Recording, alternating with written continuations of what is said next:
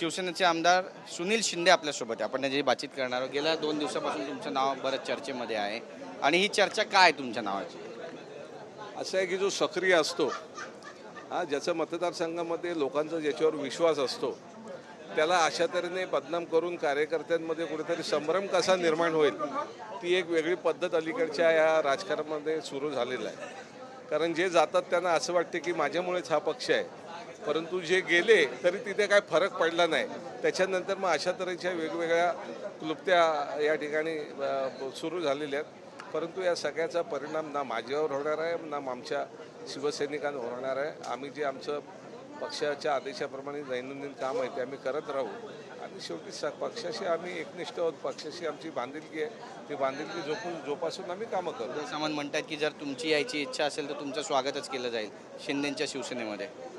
ठीक आहे, आता उदय सामंतांना माझ्याबद्दल प्रेम असू शकते किंवा त्यांच्या माझ्याबद्दलची भावना चांगली असू शकते. ते बोलले असतील माझ्याबद्दल त्यांना आपुलकी आहे म्हणून बोलले असतील. परंतु ते बोलले किंवा याच्या आधी पण मला अनेक जण बोलले होते. आम्ही आमच्या जागेवर स्थिर आहोत. पण सगळ्याच आमदारांना अशा पद्धतीने ऑफर दिल्या जातात का? कारण एकीकडे चर्चा सुरू आहे तुमच्या नावाची, दुसरीकडे चर्चा सुरू आहे की 4 आमदारांचा एक गट जाऊन त्यांना एकनाथ शिंदेंना कुठेतरी जाऊन गुप्त ठिकाणी भेटलेला आहे. त्यांच्या 12 जणांची टीम तयार आहे आणि हे आमदार खासदार वाढवण्याची ताकद घेऊन मग पुढे काय होणार अशा पद्धतीची पण चर्चा आहे. अरे मुळात आता त्यांच्याकडे जे आहेत लोक ते जे काही मागतायत त्यांना मिळत नाही त्याची ते नाराजी व्यक्त करतायत. त्याचं त्यांनी थोडंसं त्याच्याबद्दल विचार करावा ना.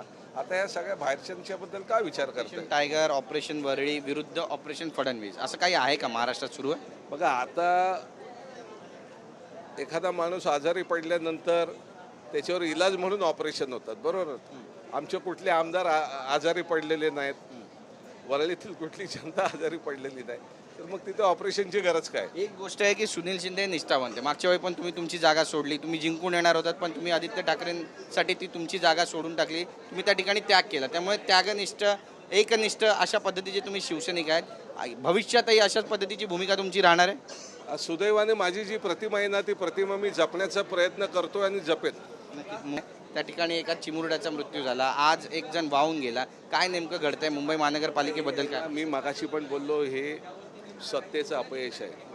सत्तेचा अंकुश ह्या सगळ्या यंत्रणांवरती असता तर अशा तऱ्हेच्या घटना घडून येत नाहीत.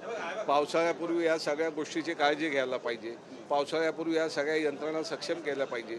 परंतु पावसाळ्यापूर्वी आम्हाला रस्त्यावर कुठेही रस्त्यावरचं पाण्याचा निचरा व्हावा म्हणून या ठिकाणी सक्शन मशीन, जेटिंग मशीन मुख्य रस्त्यांवर लावल्या जातात किंवा छोट्या रस्त्यांवर लावल्या जातात.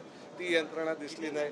वॉटर टेबल साफ करताना आम्हाला त्या ठिकाणी वेगवेगळी माणसं असतात, ती दिसलेली नाहीत. त्याच्यामुळे निश्चित ह्या वर्षी 100 किंवा 200 mm पाऊस झाला तरी पाणी भरणार याची आम्हाला खात्री होती आणि तसंच घडतंय. आणि दुर्दैवाने त्याच्यामध्ये सर्वसामान्य माणूस हा मृत्यू जातोय, त्याचा मृत्यू होतोय. धन्यवाद आमची बातचीत केल्याबद्दल. कॅमेरा पर्सन रोहन पवारसह गिरीश गायकवाड, TV9 मराठी, मुंबई.